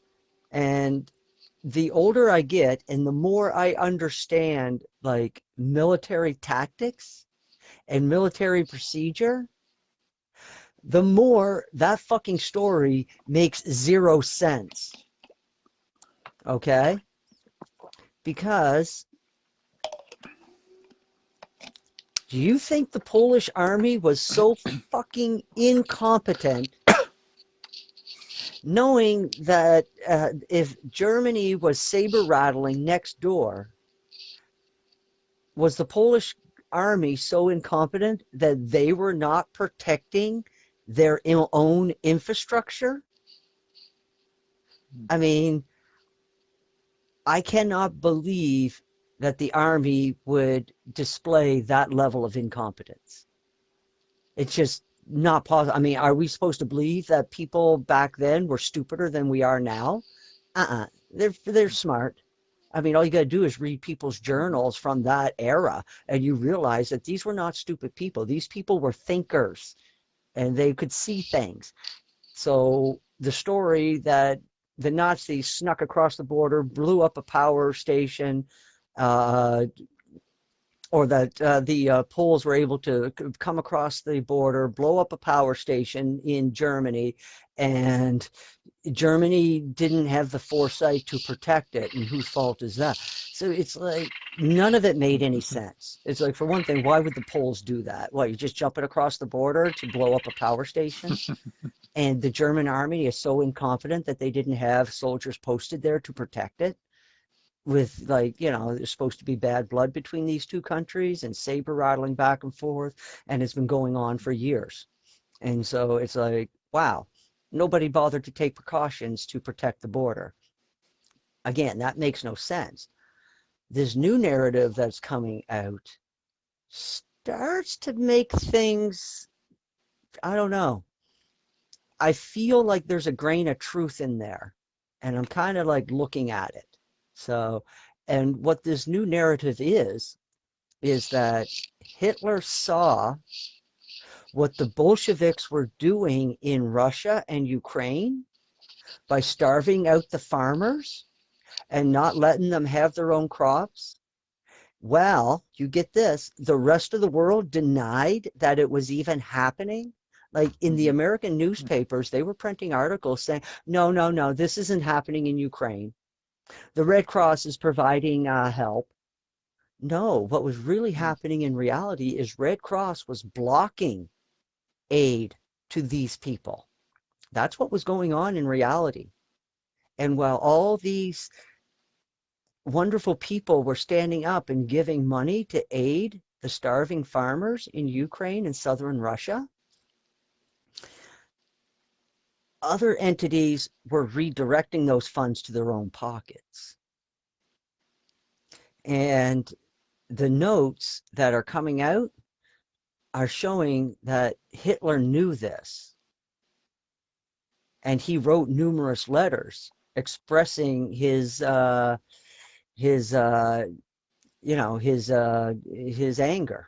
about the situation. And nobody was responding. And then at some point, he was able to secure the help of other leaders in other nations. And that is why Germany attacked Russia. And I imagine like the amnesty payouts and what have you from World War I were not helpful. They helped fuel everything as well. There's always multiple things going on at once. But according to these new documents, it indicates that Germany went into Russia to save the farmers from the Bolsheviks. And at some point, now this is where I start to look at the situation and I think to myself, this might actually explain some things, because it would explain why Hitler, on the verge of beating the Russians back, and Hitler would have won on the Russian front, but suddenly he turned his attention to Great Britain. And I keep scratching my head. It's like, why did he do that? It's like, you were so smart up to this point, and then all of a sudden you do this dumb thing. Why did you take this left turn and do this dumb thing when everything up to that point you were being so smart and clever about? I mean, his battle tactics and everything, and even down to the type of people that he was employing in these roles. They were all smart people. And then all of a sudden, just one stupid left turn. And I'm thinking to myself, if it was me in that position, if my motivation to go into Russia was to save these people, what if some point during this whole operation, new information surfaced which pointed that the real enemy was actually in Great Britain and not in Russia. And in order to destroy the enemy in Russia, you had to destroy the enemy in Great Britain. What do you think? Is that possible? Because I did have a conversation with a friend, and this is kind of what kind of got me down this rabbit hole. And what she was telling me is that the concentration camps were not anything like what we have been told. Yeah, they were concentration camps, but the people were being taken care of because they were labor in the factories. They weren't being genocide because they were labor in the factories. And the only Jews that were killed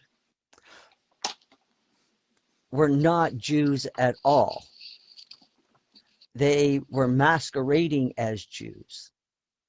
You see, in Hitler's book, Mein Kampf, I haven't read it, but I did, a rabbi quoted a passage out of Mein Kampf, and it tells you right there everything you needed to know about Hitler's motivation. And this rabbi said it out loud. He's like, people need to understand this. And what Hitler wrote down was, it wasn't the average everyday Jew that he had fault with. There are plenty of good everyday Jews whose company he has enjoyed and whose conversations, thrilled him.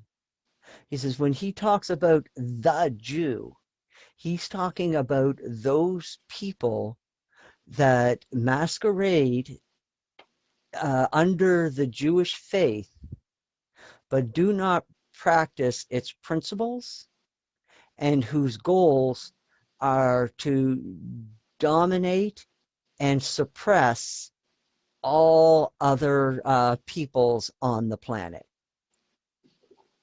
They considered themselves an elite society. Those were the people that he was targeting. And what she pointed out to me, and the documentation is there, is that all the Jews that are on the list of the dead that can be confirmed were all guilty of hoarding wealth and smuggling it out of the country. And from Hitler's perspective, that was likened to treason, because what you were doing is that they were stealing money from the people and taking it out of Germany, making Germany poorer. A lot of his policies that that Hitler had put in place kept more money in Germany and wouldn't allow money to leave. That's why the banks got mad at him, because he wasn't letting them steal anymore. Hitler was like, no more are you stealing.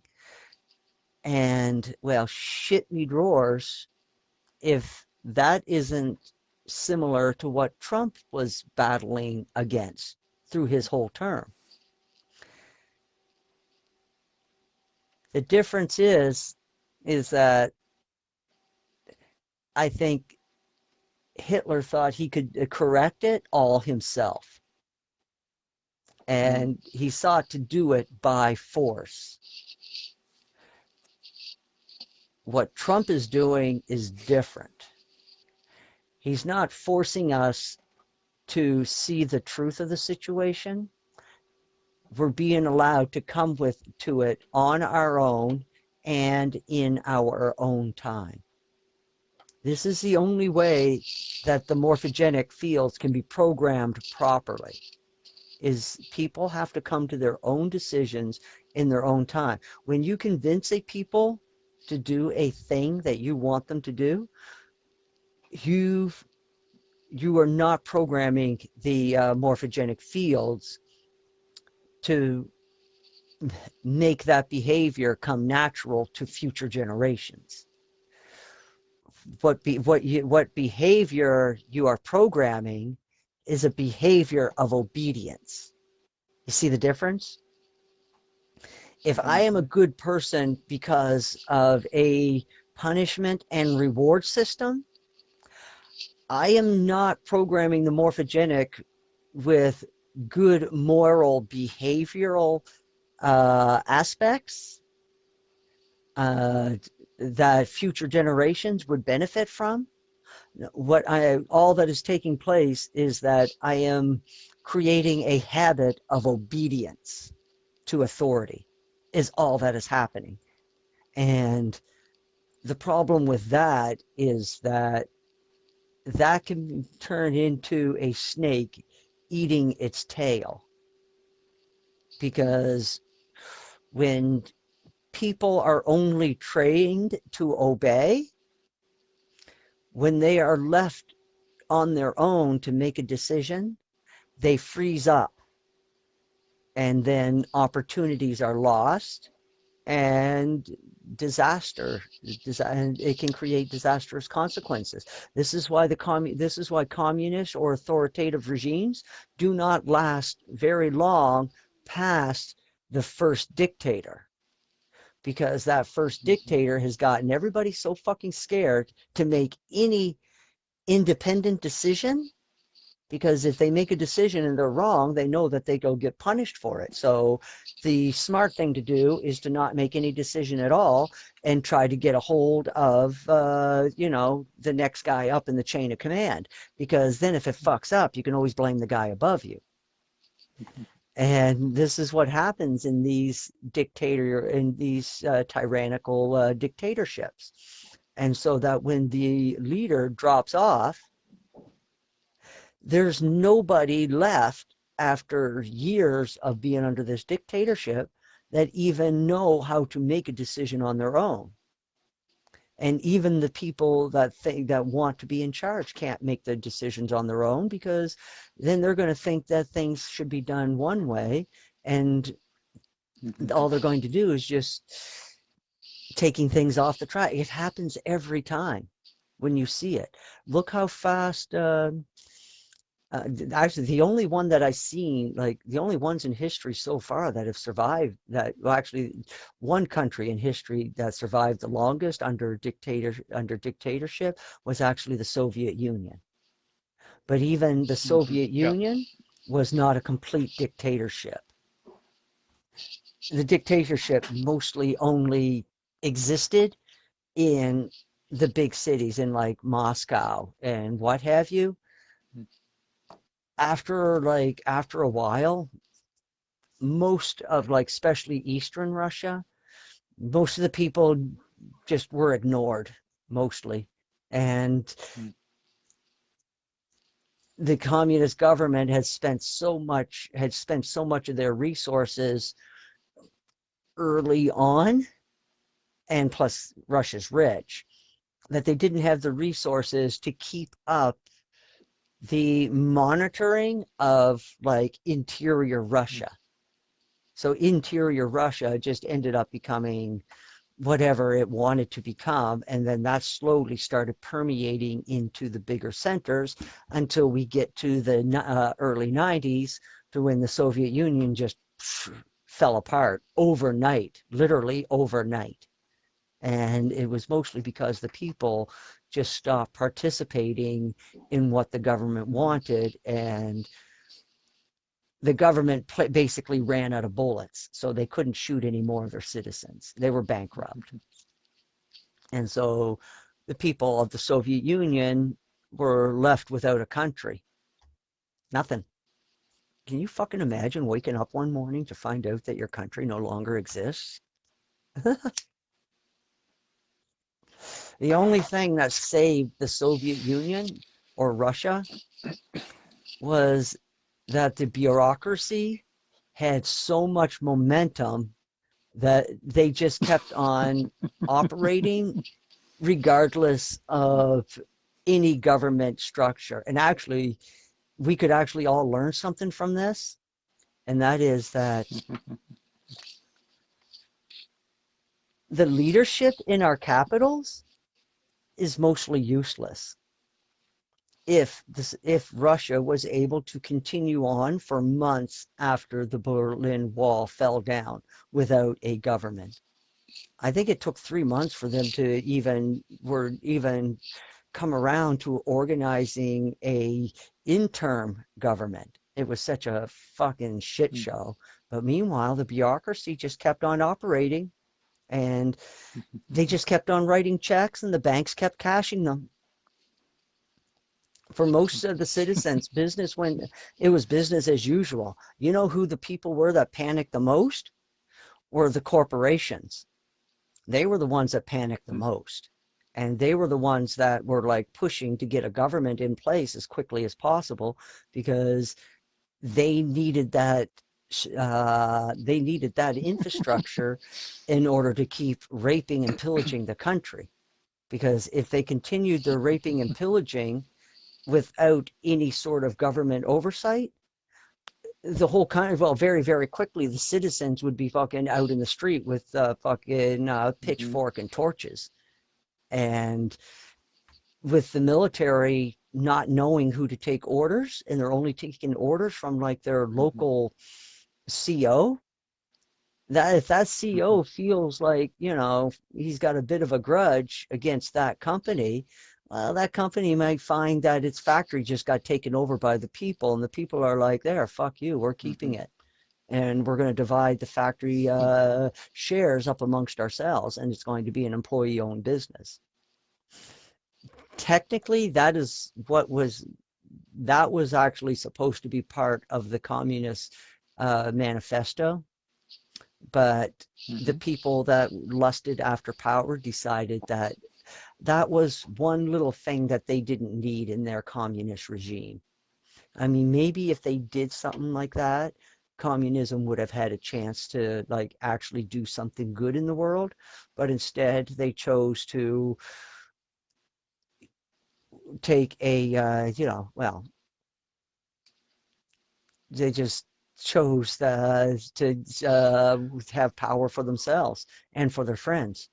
And so they just stripped the people of any kind of power that they might have had, including the power to grow crops for themselves and feed their family.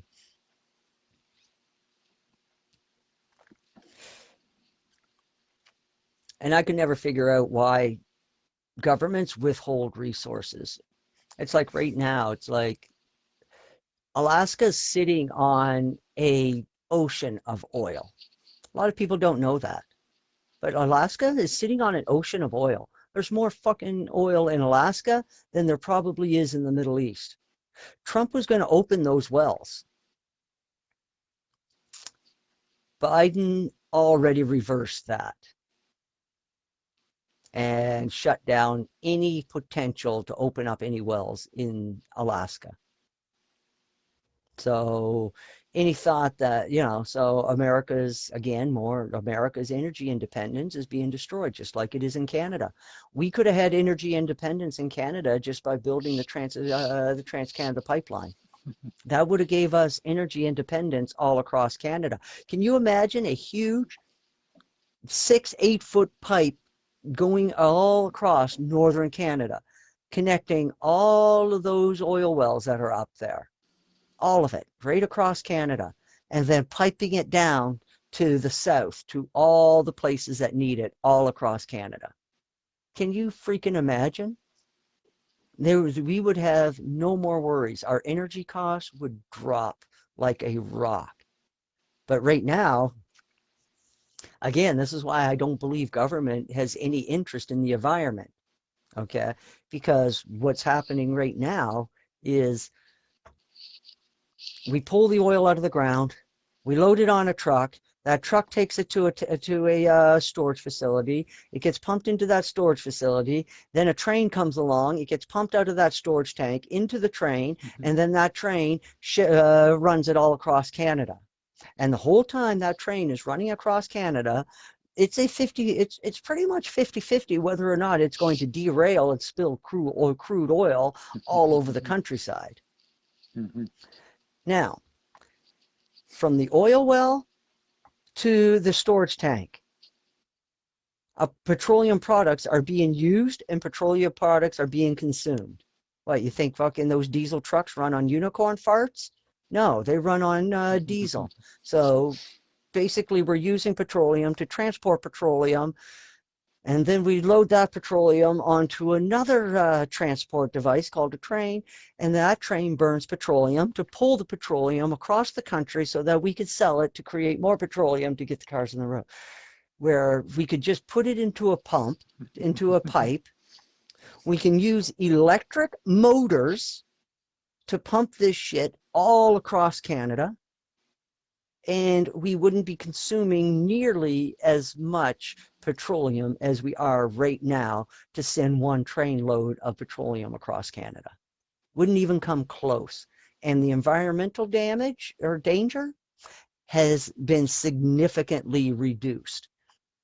Basically, it's almost to zero, because if you treat the pipeline correctly and you're constantly monitoring that pipeline, any potential leaks that spring up will be quickly recognized and be blocked off.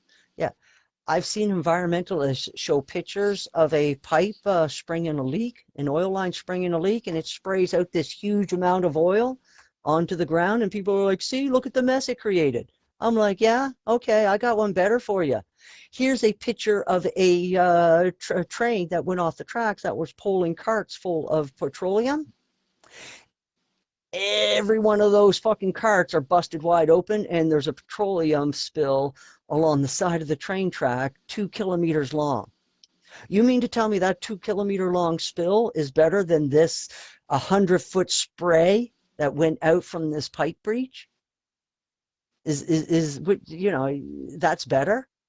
I don't know about you, but it seems to me that 100-foot spray that came out of that pipe breach is significantly less damaging to the environment than a 2-foot trail of oil 6 inches deep along the side, a 2 kilometer long trail of oil 2 feet deep along the side of a railroad track.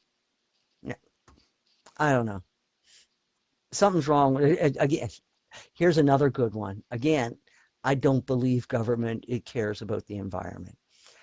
Plastic bags are being outlawed. I think like 1st of February, no more plastic bags. It's only paper bags now. And now I'm scratching my head. Okay. Paper bags come from trees, don't they? And so now we're going to cut down a bunch of trees to make paper bags to save the environment. It's like, don't we need those trees as a carbon sink for global warming? Yeah, and and then they say to me, "Oh, but we can recycle the paper." I'm like, "Okay, great. Well, guess what? PET plastic bags can be recycled indefinitely too, and we're not killing trees to do it. So, if we're worried about plastic bags, why don't we set up a recycle program? I mean, you want to set up a recycle program for paper, why don't we set it up for plastic? But we don't. And then we complain about plastic products. But here's the kick, people. Plastic products aren't cutting down our forests. Paper products are. And like I said, if you believe global warming, cutting down trees is counterintuitive to solving global warming, because you need the trees as a carbon sink. to absorb the carbon out of the atmosphere so that we don't end up in runaway global warming. But instead, we got governments that are handing out permits to cut down more trees. Again, try and convince me that the government gives a shit. You can't, because their actions are the exact opposite of what you should be doing if you're serious about climate change or saving the environment, supposedly. Mm-hmm. Okay. Alrighty. So what's our? Let's see. So that's we've covered pretty much everything, it seems like. And where are we at? 9:20. Did you have anything to finish up with?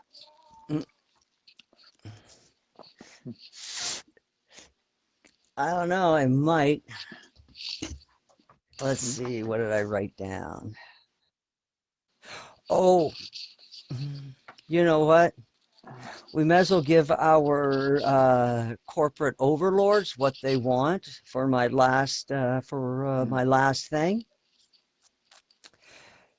Insurance companies, life insurance companies, are fucking running scared and on the verge of and are approaching bankruptcy because of the record number of payouts for life insurance in the last year. Why is there a record number of payouts on life insurance? What's going on that we don't know what's going on? And here's the kick, people. The highest payouts for life insurance are healthy people that die unexpectedly. Mm-hmm. If you have a pre-existing condition, you're going to pay, you're going to pay for through the nose for your premium, or you're going to get a very small payout. Well, actually, that's what ends up happening. You pay a large amount of money for your premium, and your payout is very small. But if you are a healthy person and you buy life insurance, your payout is small, or your premium payments are small, but the payout to you in the event of your death is very large, because the company expected you to pay into the life insurance program for at least 30 or 40 years before you died, because they're getting you on the healthy end as opposed to someone who's sick. So they're paying out high payouts because healthy people are dying. And that's what's putting them to the brink of bankruptcy. In fact, we might even see insurance companies go bankrupt by spring, because athletes are dropping on the field from myocarditis. What the hell's going on? Children are having strokes. Wow. So sooner or later, people are going to wake up to this. Maybe when 1 million parents lose 1 million children. So, anyways, I'm Krow. I'm Peter, and this has been P&K Q&A. Peace out. Thanks for watching. Take care. Salute.